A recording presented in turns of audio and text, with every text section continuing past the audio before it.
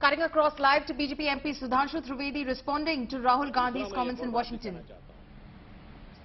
आप तो वहां गए ना, जिसको आप कहते थे so called defenders of democracy.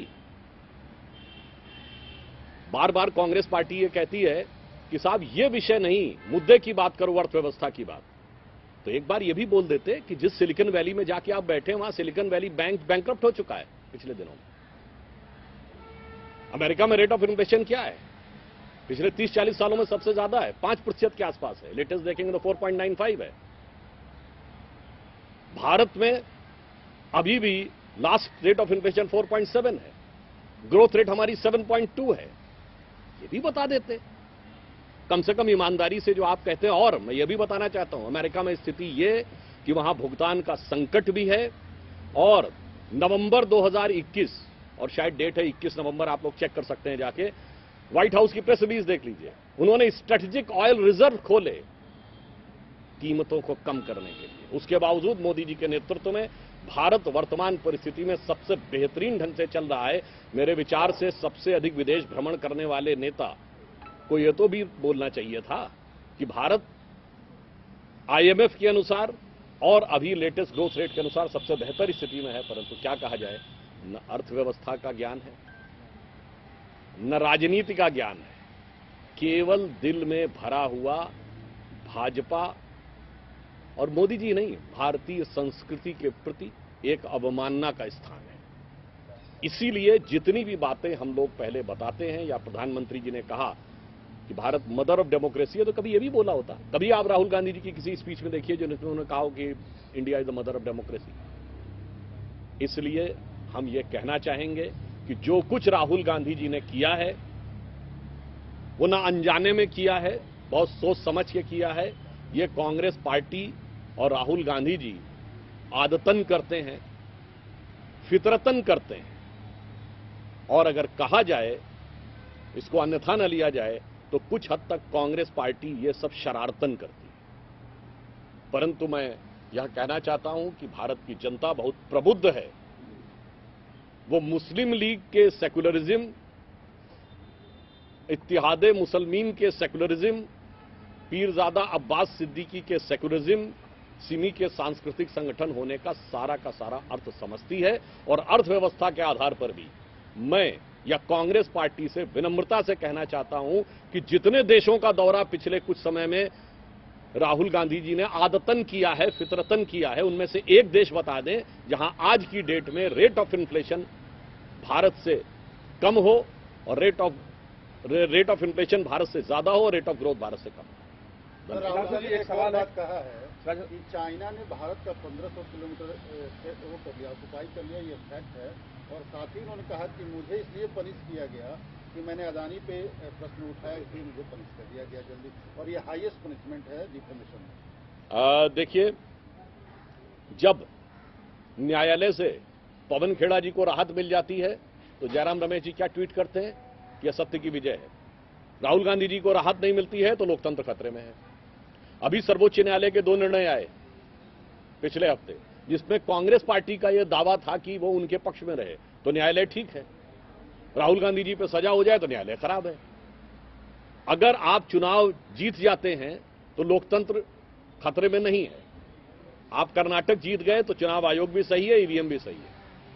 आप उत्तर प्रदेश और गुजरात बैडली हार गए तो चुनाव आयोग पर भी प्रश्न चिन्ह है। और इस पे तो मैं सिर्फ उनसे कहना चाहूंगा कि बेहतर होगा कि वो उस पुराने दोहे को याद करें कि बुरा जो देखन मैं चला, बुरा न मिलिया कोई, जो दिल खोजूं आपना, मुझसे बुरा न कोई।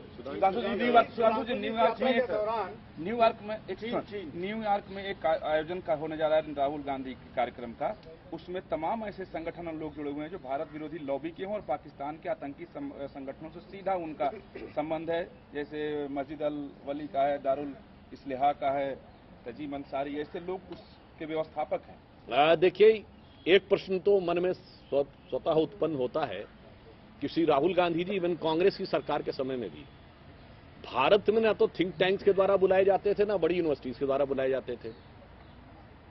ये विदेश में ही उनको कैसे बुलाया जाता है, यह प्रश्न मैं दर्शकों के और देश की जनता के विवेक पे छोड़ता हूं। ये बात बहुत साफ समझ में आती है कि यदि आपको अपना ज्ञान उद्भासित करने के लिए भारत के संस्थान नहीं बुलाते, और हमारी सरकार छोड़िए, जब आपकी सरकार थी तब भी नहीं बुलाते थे, तब भी आपको कभी नहीं दिखेगा कि वो किसी भी प्रकार का जाकर विचार व्यक्त करते हैं। फिर ये विदेश में कौन से संस्थान हैं, उनको कौन से लोग प्रायोजित करते हैं, और फिर ये कौन सी नियोजित भाषा का प्रयोग करते हैं, मेरे विचार से देश इस बात को समझता है। और जहां तक आपने चाइना की बात कही, तो मैं कहना चाहूंगा कांग्रेस के लोगों से, मान्यवर, इतना तो जो लिखा है सामने समझिए। गलवान में हमारे 20 सैनिक बलिदान हुए बगैर एक भी गोली चले, हाथ की फाइट में। आप कभी कल्पना कर सकते हैं 20 लोगों की मृत्यु हो जाए हाथ गुत्थम गुत्था वाली फाइट में, और दूसरी तरफ से एक भी व्यक्ति घायल ना हो। चीन ने अपने हताहत तो छोड़िए, किसी घायल सैनिक का भी आंकड़ा नहीं दिया, यद्यपि इंटरनेशनल एजेंसीज ने 50 से 60 लोगों के बारे में बात कही। तो मेरे विचार से यदि कोई पार्टी यह मानती हो कि हाथ की फाइट में 20 लोग बलिदान हो गए हमारे सैनिक, मगर दूसरी तरफ से एक भी घायल नहीं हुआ, चीन के इस आंकड़े पर भरोसा करने वालों की बुद्धि क्या तरस खाने योग्य नहीं है?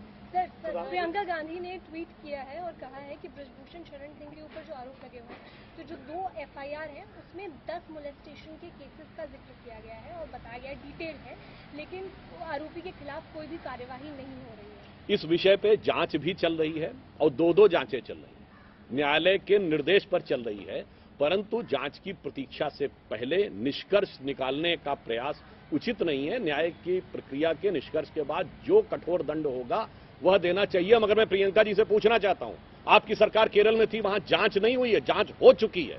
केरल STF की जांच कोर्ट में सबमिट हो चुकी थी।